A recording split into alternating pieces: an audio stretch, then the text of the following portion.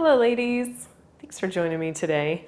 I want to do side chest stretch for you, and this one is really nice for really getting good stretches along the backs of our legs. So if we typically have tight hips, then we also have tight hamstrings. And this is just a really nice pose. There's strengthening involved, and I just really enjoy this one. I think this was one of my favorite poses. So today we'll do side chest stretch. And you'll see as we move along, you'll wonder, why do we call this side chest stretch? Because we're not really going to stretch our chest.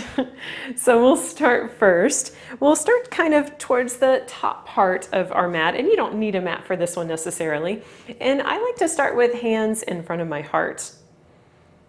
And just kind of check in just a moment. And just really notice your feet.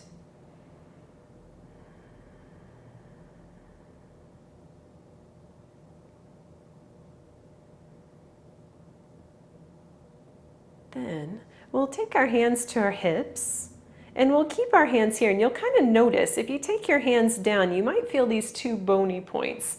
And those 2 points are going to stay facing forward as we take our left foot and take a step back. So my back foot is at a little 45-degree angle. My front leg is straight, but a little bend in your front leg is always okay. So sometimes you can take a really long stance here, but for today, I'm just going to have you do a shorter stance. And so if you've done side chest stretch before, you may have remembered that we fold forward. So in prenatal yoga, we may, instead of just folding straight forward, we're going to fold a little bit more over to the side. You can step your right foot over, but I wouldn't do it more than an inch because we want to still keep this balance. If you do need to go a little further than that to create space for you and baby, that's perfect too. So hands in front of your heart. Check in with that even weight into your feet. And then from here, start to hinge at your hips and lead with your chest. We hinge forward. But again, you might need to hinge a little bit more over towards this left side to create space, because maybe folding straight down is too much here for baby. And if it's not, and you're still maybe early in second trimester perhaps, you might still be able to do this for quite a few more weeks.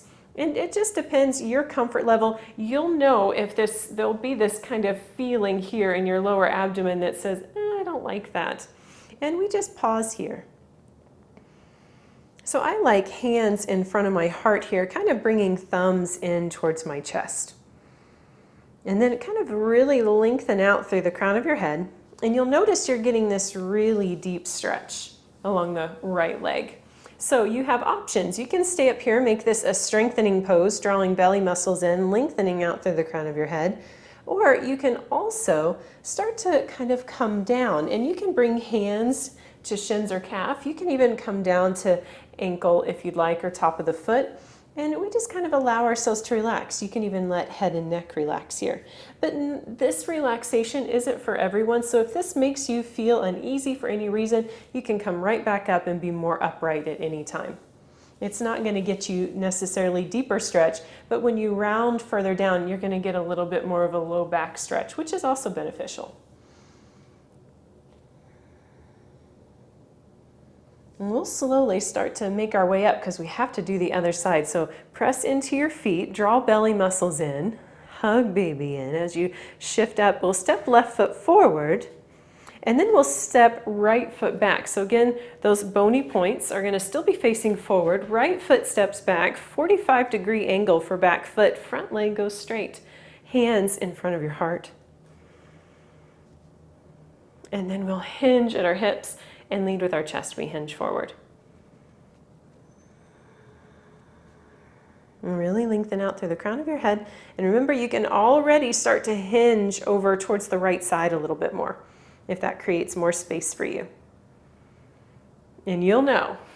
And then from here, if you'd like, you can kind of continue to lower down a little slow. I like to take my time. I don't like to go too far, too fast. I like to take my time and just kind of enjoy my pose as much as I can.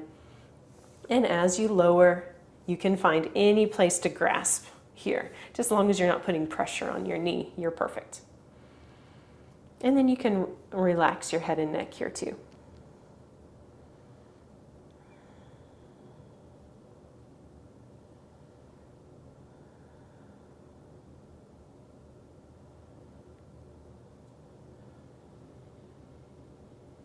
We'll slowly start to engage into our abdominal wall. So that's just going to support us, and especially into our low back as we make our way up. You can return hands in front of your heart. That just kind of reminds me to keep my upper body nice and strong. Unhinge, pressing into your feet. We'll come all the way up to standing.